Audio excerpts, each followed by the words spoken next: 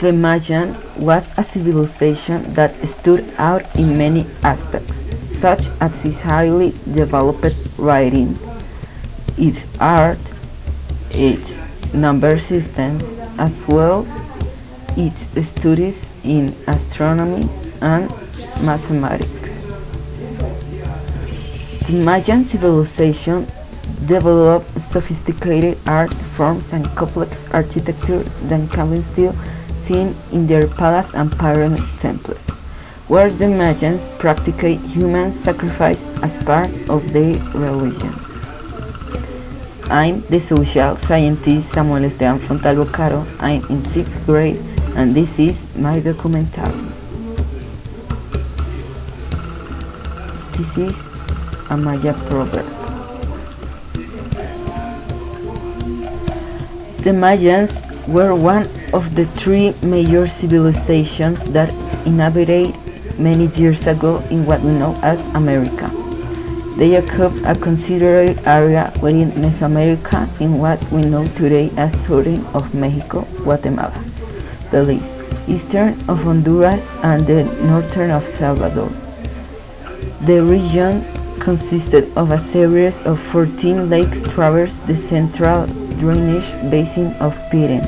Then jungle covers northern Pire and Belize, most of Quintana Roo, southern Campeche, and a portion of southern Yucatan state. Further north, the vegetation becomes low, composed a dense scrub. The Mayans were great merchants. We can see it in the following fragment video. En la época prehispánica. En la antigüedad, los comerciantes mayas eran de gran importancia para la sociedad. Gracias a ellos se desarrolló el intercambio de productos con otros pueblos, creando un comercio que abarcó una muy extensa área. Como no había bestias de carga para transportar las mercancías, se hizo necesaria la fuerza humana, usando esclavos y personas que se contrataban con esta finalidad. El intenso comercio de la época prehispánica propició la aparición de lugares adecuados para esta actividad, dando así lugar a los mercados. Era tan importante el comercio que se sabe que cuando un comerciante lograba desarrollar esta actividad a gran escala, su posición frente al resto de la sociedad se elevaba. Intercambiaban productos tales como pieles, plumas, maderas, fibras textiles, colorantes y minerales, entre otros. El dios de los comerciantes mayas era Ecchuaj, al cual se le representó como una deidad negra de labios rojos de edad avanzada, frecuentemente armado con una lanza.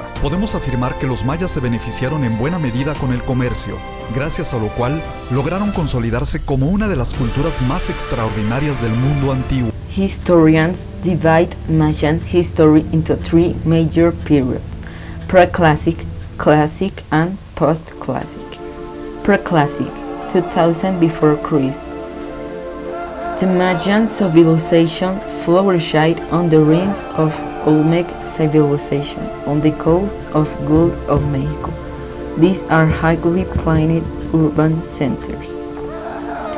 Classic, 250 after Christ. It is marked by simultaneous appearance of the following features. In architecture, corbelled false vault called Mayan vault, contrails, hieroglyphics, writing on calculation of time according to the long count. Post-Classic, 915 after Christ. It was characterized by the development of the sense of innovative urban, architectural, and iconographic features such as the underground aqueducts and the remarkable boom in agriculture. Let's see the timeline more detailedly.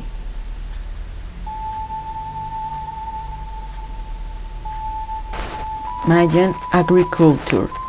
The staple foods of the Mayans' diet were corn, beans, squash, and chili peppers.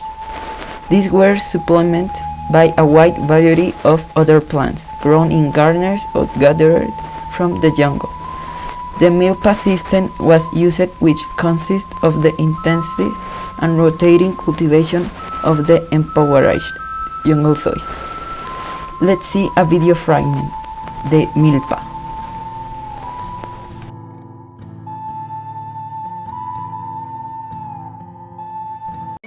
Nuestros antepasados crearon una forma de cultivo de maíz en el cual se incluyen en la misma parcela otras plantas comestibles y medicinales.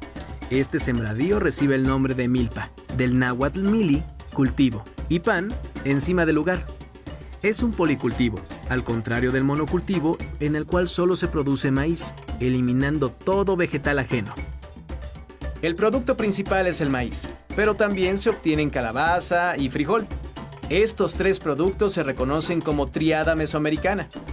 Además, se obtienen diversas variedades de chiles, habas, tomates, tomatillos y, de manera natural, se propicia el crecimiento de quelites como las verdolagas, guasontles, romeritos, así como algunas plantas medicinales. De igual manera, en este espacio se recolectan hongos, insectos comestibles, chapulines, roedores, tuzas y armadillos, los cuales forman parte de la alimentación de los campesinos milperos.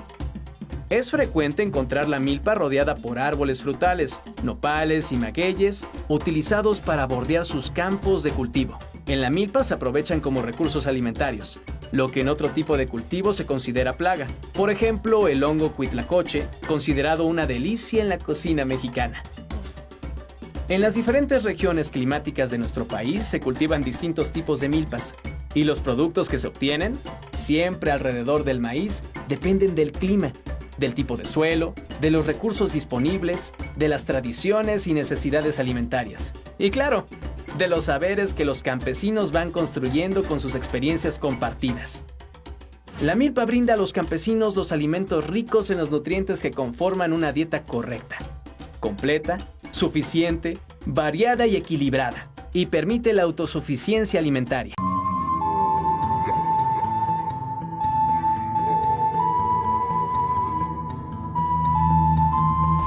Each city was a small kingdom or lordship with its own laws and authorities, each governed by a chief, followed by a council made of priests, warriors, and special advisors. Its political organization was that of city-state, that were urban centers. Each one was autonomous and independent, having language and religion as the only link. Mayan society was organized hierarchy, and three social classes related by a common ancestor were distinct. At the top of this social organization was the hierarch eunuch, who has the absolute sovereign, the highest political authority. It was a chair of dictating laws, administering justice, and organizing trade. Under it were the social classes of nobles, to which belonged the priest, civil and military officers. Below them was the so-called people, to which belonged the farmers, the builders, the artisans, and the merchants. They were in charge of productive tasks. And in the last step of society we have slaves, made up of prisoners of war, offenders, or criminals, who did the heavy work, went to war, and many were also destined as sacrifice to the gods. So, in conclusion, the Mayan people leave us a great cultural legacy which is invaluable to us today. The Mayans leave us wonderful treasures, including their sophisticated writing system, their contribution to mathematics, their very precise astronomical prediction, and great monuments with beautiful architecture.